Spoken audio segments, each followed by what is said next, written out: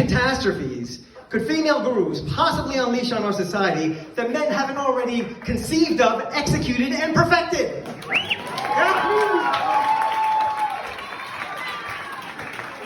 I mean, let's face it, right? When it comes to damage, women can't hold a ghee lamp to men. Men are the best at damage. That's just basic varnashram right there. One controversy in particular has created a considerable schism within the Hare Krishna movement for decades now. I think you all probably know what I'm referring to. I'm talking, of course, about the division between the rockers and the pacers. Now, if I have... Come on, Prabhus, don't feign ignorance with me, you know. The rockers, Hare Krishna, Krishna, Krishna, Hare Hare, Hare Rama. And the pacers, Hare Krishna, Krishna, Krishna, Hare Hare, Hare Rama. Right? What about you, Yadanath? To which category do you belong? I hear you ask me in the fantasy world of my mind. A wonderful place where each one of you cares about my job. Well, thanks for asking. I belong to a third category. I sit completely still in a full lotus position. I sit with my back straight and my head fully aligned with my spine. I sit like this the entire time I'm chanting.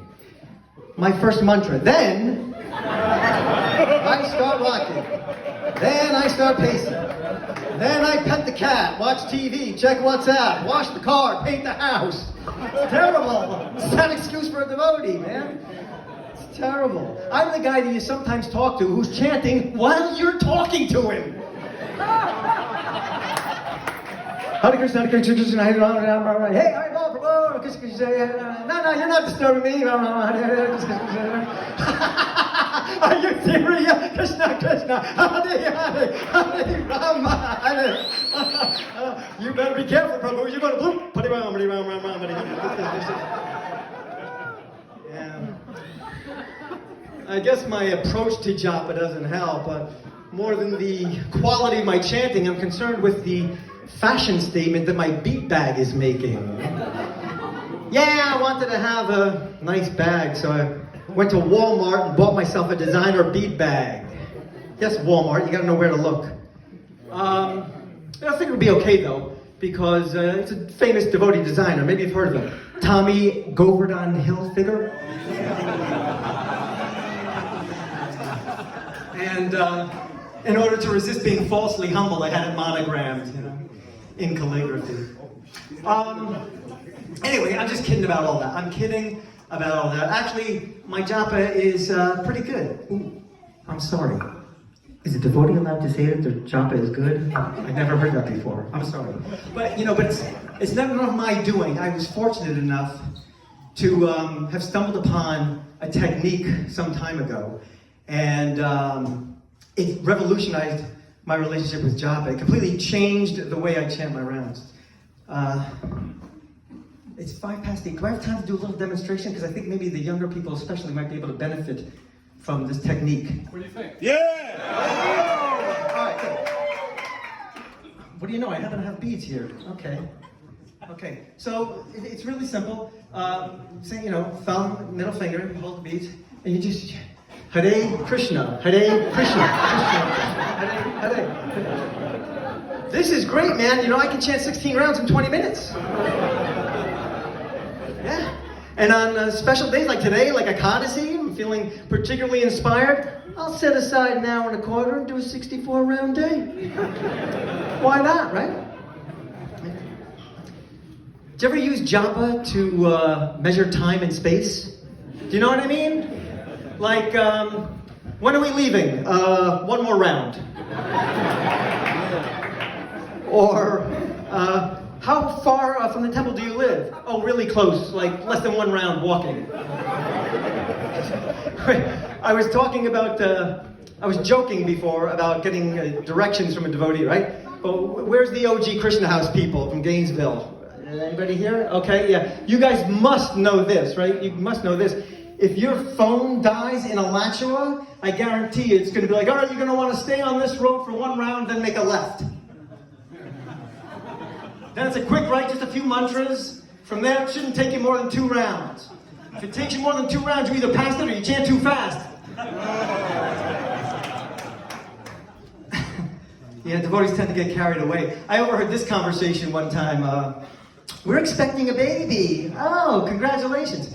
Hari Bol. By the way, Hari Bol can also mean congratulations. You can just say Hari Bol. Oh, Hari Bol. How far along are you? 32,256 rounds. Wow, you're hardly showing. So yeah, I get it. Devotees can be quirky, man. It's true. But why not? I mean, we got the goods, you know? Like, the wealth of knowledge that Srila Prabhupada has given us, it's staggering. And you know, Prabhupada has been glorified by so many people for so many things in so many ways, but I never heard anybody glorify him for the beautiful, elevated language that he's given us. You know what I'm talking about? Like, for example, like, devotees honor prasadam, right? That's not. Devotees take rest. We even pass stool. That don't sound bad, right? That does not sound bad. Other people just eat, sleep, and crap. I mean, we got the goods. We got the goods. But the problem is, I'll tell you what the problem is. You know what the problem is? I'll tell you what the problem is. Here's what the problem is, here's the problem. The problem is that the public misunderstands ISKCON. That's the problem. They misunderstand it. I'll show you what I mean. See, it's my contention that you can actually track the history of ISKCON through the public's misunderstandings. So in the 1960s, ISKCON was incorporated, it was formed, and it was the International Society for Krishna Consciousness, yes? But then, in the early 70s, the public started to misunderstand. They started to think it was, ISKCON stood for the International Society for Krishna International Society for Krishna Converting as many people as possible. Yeah. And then in the later 70s, they started to think ISKCON stood for the International Society for Krishna Controlling all the airports. Misunderstanding. In the 1980s, they thought it stood for the International Society for Krishna Con Artists. Anybody see any good documentaries this year? In the 90s, the International Society for Krishna Congregations Nowhere to be Found.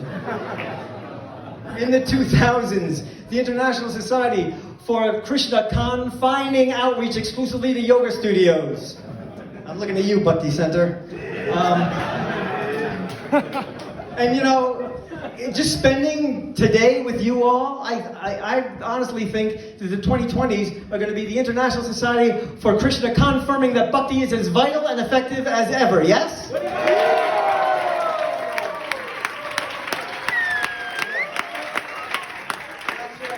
As a matter of fact, man, I feel so passionately that Bhakti is the best spiritual path. I mean, no matter what your religion is, that Bhakti is the best spiritual path. I feel so strongly about this that I've taken it upon myself to compile a list, with apologies to David Letterman, of the top 10 reasons why Bhakti is the best spiritual path. Now, for a lot of you young people who might not know David Letterman, he is a comedian, and for a long time he had a long-running, very popular late-night TV talk show. And every show, he would have a top 10 list, and before he got to number 1, he would always ask for a drum roll, you know, to build up the suspense and make it more dramatic, you know. So since the drum roll don't play so well on a mridanga, I'm going to ask you, I'm going to cue you, and when I cue you, if you can give me a drum roll on your lap like this. Right? Okay, well, let's go proper rehearsal, people, proper rehearsal. Here we go, I'll cue you, I'll say, may I have a drum roll, please? Yeah, I like the table, good. All right, nice, I think this is going to work out swimmingly. So here then, the top 10 reasons why Bhakti is the best spiritual path. Number 10, you can't get a hangover from a mango lassi. Number 9, chicks dig guys who make flower garlands. Number 8, there are plenty of places you can work up a sweat singing and dancing, but not at 4:30 in the morning. Number 7, unlike the Christian cross, our Kunti Mala will not set off the metal detector at the airport. Number 6, Jews have 10 commandments, Christians have 7 deadly sins, devotees only have 4 regulative principles. Number 5, the public no longer views devotees as crazy and obnoxious thanks to Donald Trump. Number 4, if you gain 10 pounds, it's reassuring to be told you're not your body. Number 3, ISKCON put the cult in Vedic culture. Number 2, students will finally be able to pay off their student loans with all the money they'll save once they stop buying lottery tickets and drinking beer. And may I have a drum roll, please? The number 1 reason why Bucky is the best spiritual dad. 3 words. Burfy, Burfy, Burfy.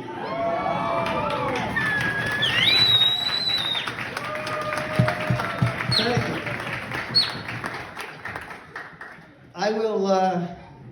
I will leave you with one final thought.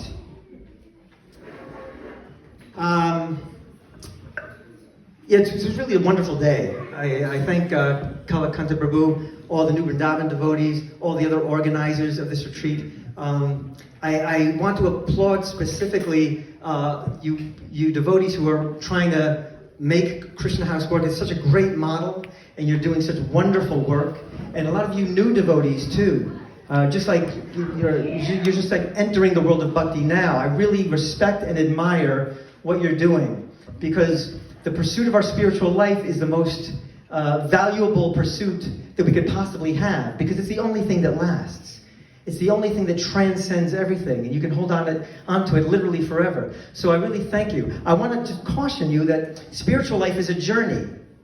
And on that journey, you're going to hit some obstacles, some challenges, some potholes on that path. And there'll be setbacks. You know, it's not going to be easy, necessarily. So you take a few steps forward, you take a step or 2 back, but you keep moving forward. Keep that momentum going. Keep associating with devotees who inspire you. You know, I liken it myself to like a horse race, right? Where all the horses are running, but the horses consist of like my higher nature and my lower nature. And I just want that higher nature horse to win the race. But these lower nature horses, you know what, instead of explaining it to you, let me illustrate it in a different way.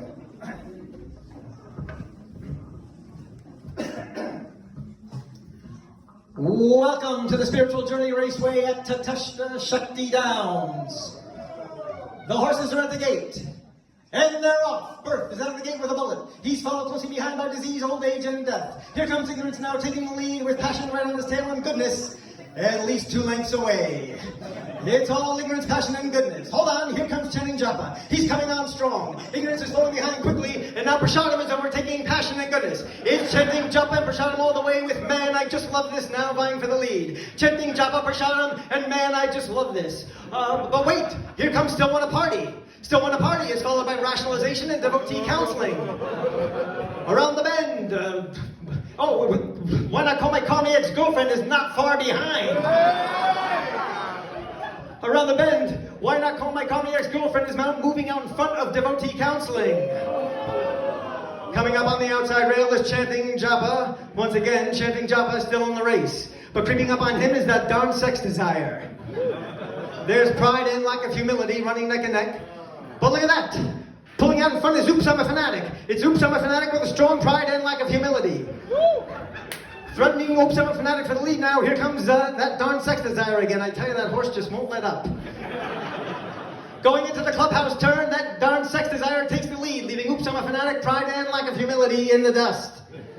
Passing on the inside now is Guru Seva, but hot on his heels, our spiritual life is too hard, dark night of the soul, and my God, why hast thou forsaken me? Buried somewhere deep down behind the pack is the long shot, Krishna Prem.